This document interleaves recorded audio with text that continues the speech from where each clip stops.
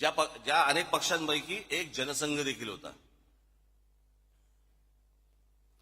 1980 साली त्यांच्यातल्या सगळ्या भांडणांमुळे 1980 साली परत निवडणुका झाल्या आणि इंदिरा गांधी परत विजयी झाल्या. त्यावेळेला हा जो जनसंघ होता, या जनसंघाची भारतीय जनता पार्टी झाली. ते जे जनता पार्टीतनं जे बाहेर पडले होते ती भारतीय ती दुसरी जनता पार्टी होती. या जनसंघाने तेच नाव घेतलं आणि भारतीय जनता पार्टी म्हणून केलं. हा आता भारतीय जनता पक्षाचा जो झेंडा दिसतोय तो झेंडा बदलला झेंडा, आणि जनता पार्टीचा जो झेंडा होता, जो आडवा होता भगवा आणि हिरवा, तो यांनी उभा केला.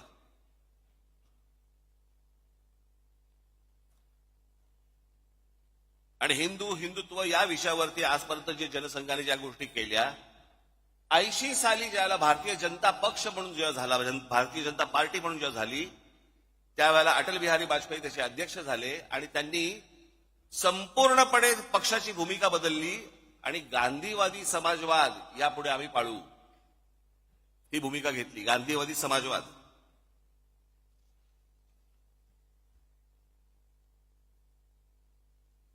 मग 84ला इंदिराजी गेल्या, इंदिराजी नंतर मग परत धक्के.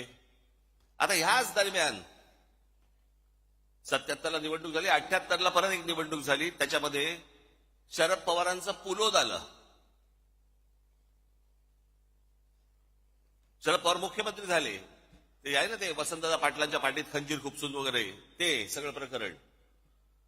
आणि ज्या वेळेला शरद पवारांनी ज्या वेळेला पुलोद स्थापन केली त्यावेळेला हाच जनसंघ, त्याला भारतीय जनता पार्टी झालेली नव्हती, हा जनसंघ पुलोदमध्ये शरद पवारांबरोबर होता.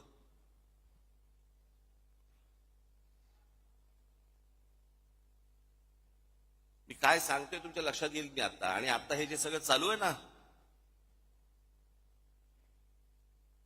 हा ह्याला भेटला, तो त्याला चोरून भेटला, तो त्याला हे भेटला, हे तर उघडपणे सुरू होतं.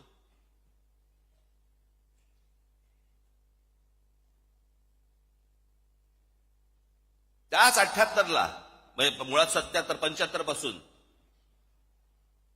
शिवसेनेने काँग्रेसच्या आणीबाणीला पाठिंबा दिला होता. 80ची निवडणूक ही शिवसेनेने एकही जागा लढवली नव्हती, परंतु काँग्रेस आणि शिवसेना यांची युती होती.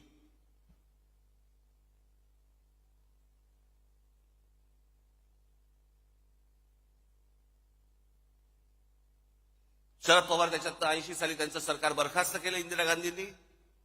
6 वर्ष काही नव्हते. 84ची एक निवडणूक झाली. मग 86 साली शरद पवार परत काँग्रेसमध्ये त्यांनी प्रवेश केला संभाजीनगरला राजीव गांधींच्या समोर. मग ते काँग्रेसमध्ये आले. जनता पक्ष बाहेरच राहिला.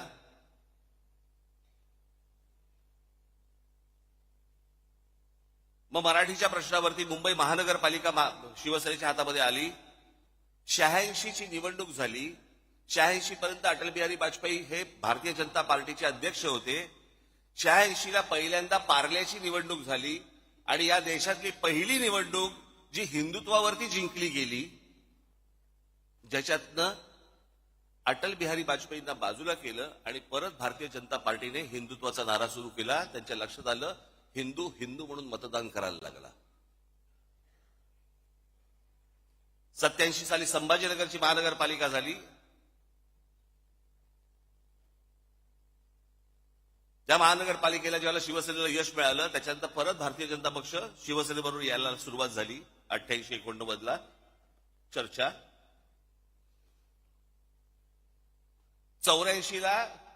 1984ला शिवसेना भारतीय जनता पक्ष युती झाली होती आणि शिवसेनेचे 2 खासदारकीचे उमेदवार हे कमळावरती उभे होते, मनोहर जोशी आणि वामनराव महाडिक.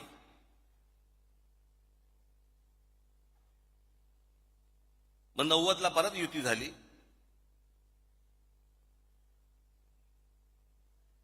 ला परत शरद पवार मुख्यमंत्री झाले.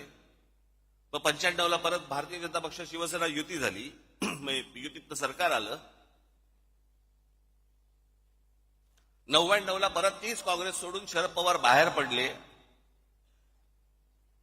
आणि 99चे रिझल्ट लागल्यावरती 2 महिन्या एक दीड महिन्यामध्ये शरद पवार त्यांची काय राष्ट्रवादी काँग्रेस आणि काँग्रेस परत युती झाली. ज्या काँग्रेसला शिव्या घालून ते बाहेर पडले होते त्यांच्याच बरोबर महिना दीड महिन्यात युती झाली.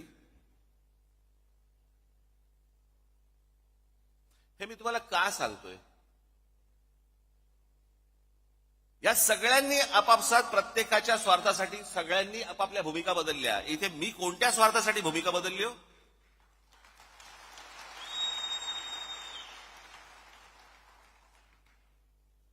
आता जर समजा तुम्ही